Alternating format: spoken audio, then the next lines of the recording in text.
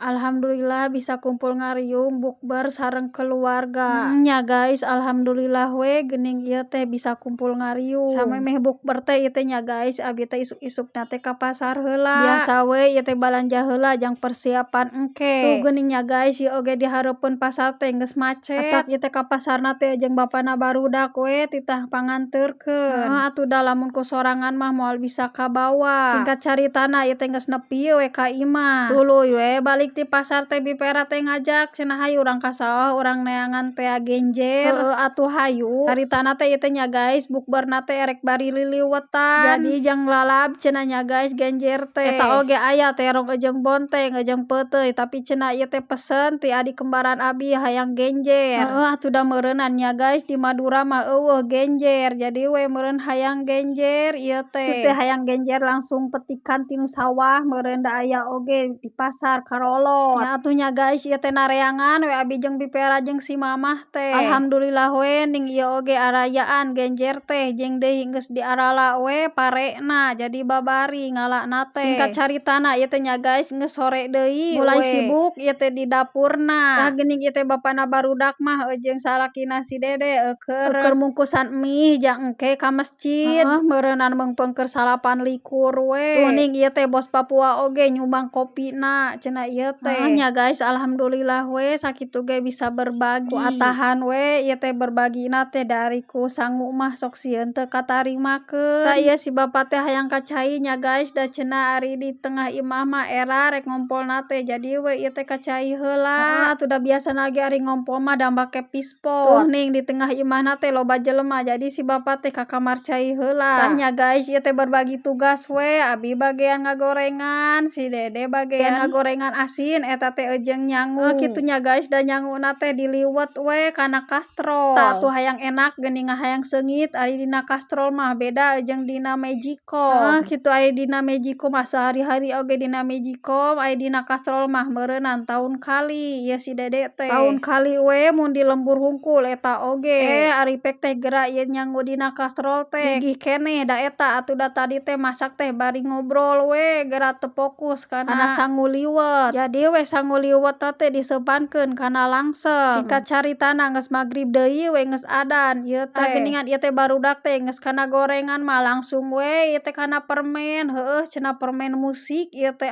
ku rupa-rupa zaman ayeuna geuning nya guys. Tah geuning ieu teh geus bareres harolat teh tuluy we di dieu teh ngampar daun. Rek dalahar untung we deui sanguna teh kaburu asap. Alhamdulillah nya guys bisa kumpul ngariung jeung keluarga. Bahagia pisan lamun geus kumpul ngariung kieu teh. Nya guys, mudah-mudahan we atuh bulan puasa nu engke sing tiasa kumpul ngariung kieu deui. Amin. Singkat caritana ieu teh nya guys geus beres tarawehan. Haja ieu teh nya guys budak-budak teh dikarumpulkeun da eta geuningan rek dibagi THR tea. Haja we ieu teh dikarumpulkeun dulur-dulur hungkul. Kitu nya guys, momen-momen ieu teh paling ditunggu we ku budak-budak teh. Ku henteu atuh da ieu ge geuning ibu-ibu teh milu we ngalantri.